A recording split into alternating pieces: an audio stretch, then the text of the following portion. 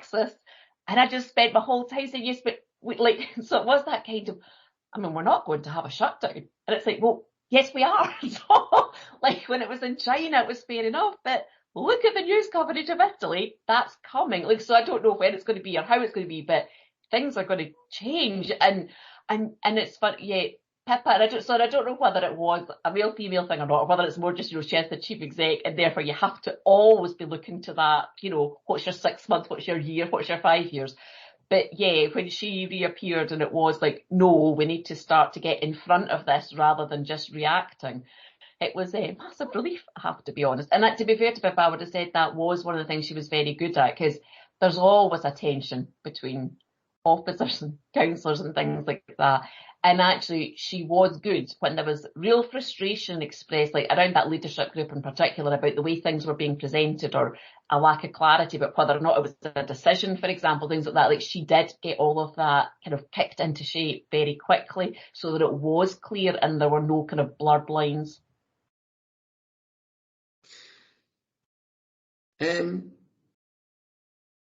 So in terms of them, it sounds as though the arrangements were broadly successful. The council managed to do what they needed to do in an emergency situation, respond appropriately, and your communities were positive about what you were able to do, which is, I suppose, what it's all about, really. What do you really think underpinned that success then, that you've been able to do that? What was the key kind of factors that allowed you to, I suppose, have a successful response and arrangement?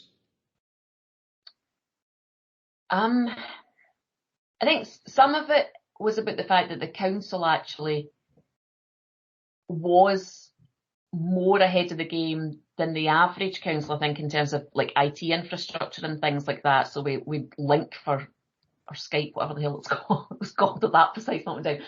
Like that was all really well established. Officers were used to doing online meetings and calling each other, because we are really geographically spread out. Officers and councillors are used to managing their relationships to an extent. So not total, like everybody's found it hard work losing it completely.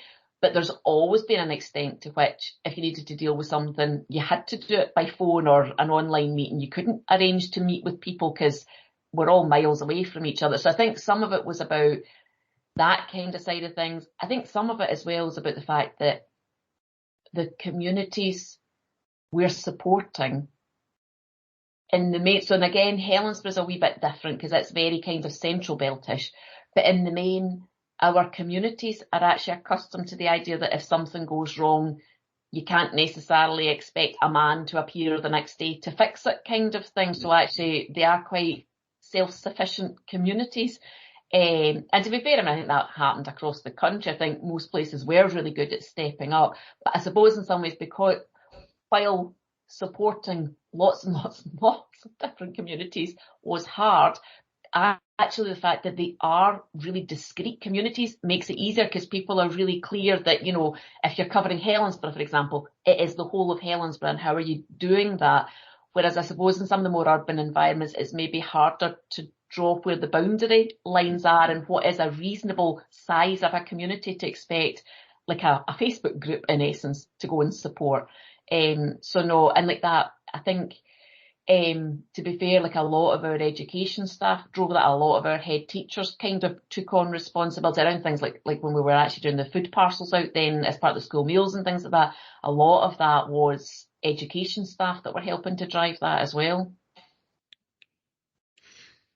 I want to bring you back to, you mentioned where the council was in about 2013 and not wanting to get back there. So you've always had a sort of eye on that in terms of keeping relationships positive and constructive.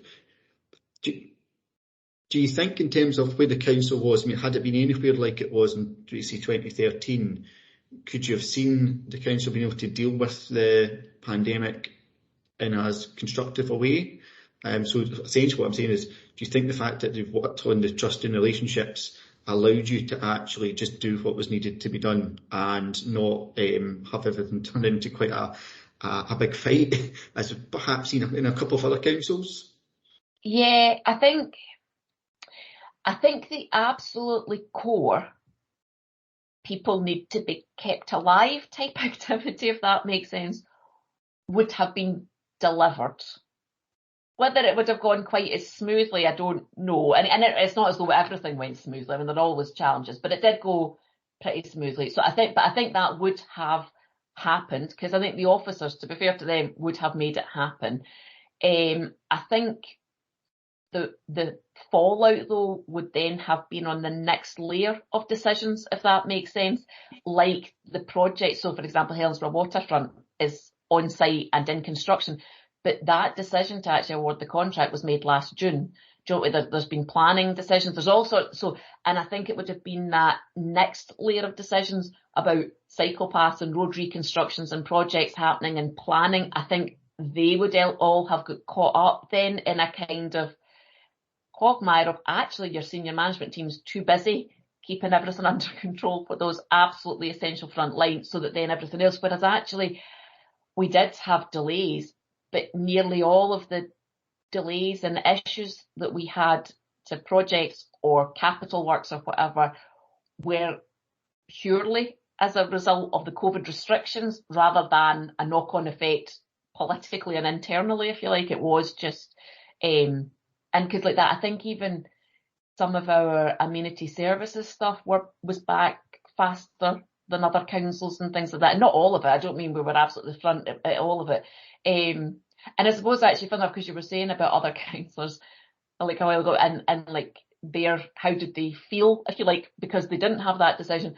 And actually fun enough, I would have said the bulk of the frustration ended up coming through about those absolutely frontline services, or like the changes to the bin collection service, like that. There was masses of work done to get the councillors on board to that system, and then masses of work done again when we were trying to shift it back to normal, because there were issues. It's not easy to do that kind of thing.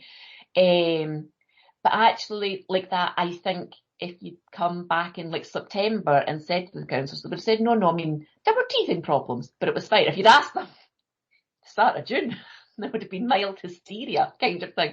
But actually, yeah, and I think that was where the councillors, because there was so little they'd control over it, because there were so many council services that weren't actually operating and things that weren't operating anywhere nearly normally. So I think things like bins and toilets and car parks kind of like just hit a stratospheric level of importance that they wouldn't normally have had.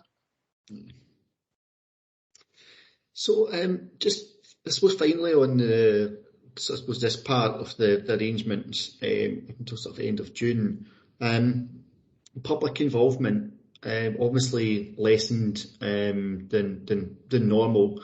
I'm not sure how busy your council chambers are with members of the public attending meetings and things like that, but obviously that was again sort of something that we weren't able to do. So how did you manage to, I suppose, still keep communities sort of involved, or up to speed with some of the things that the council were doing and the decisions that you were taking, and keeping some level of transparency, I suppose?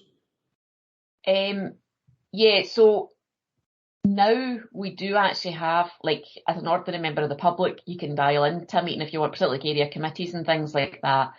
The very first meetings, so not the leadership group, that was always private, but the very first meeting, so like the council meeting that made the decision to create the business continuity, and then those first few business continuity meetings were only open to the councillors and officers, with the addition of, we've got one of the BBC local democracy reporters, so he was given access, if you like, to then provide whatever he was providing to every newspaper locally.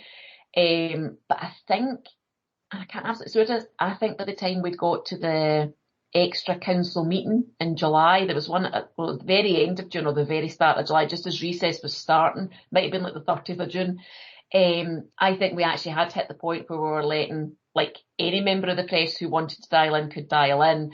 And yeah, by about September time, we were starting to open it up. So there was always an element of these were public meetings. So, and we were scraping by with a single reporter at the very start, but kind of tried to shift as fast as we could. But yeah, the council's always that, like, the council has got a weekly news roundup that I've been signed, like, you can sign up to it. Look, as a councillor, I signed up to it, and we've been running it for years. But the subscription to that rocketed through the website kind of thing. So like that, the number of ordinary local residents who signed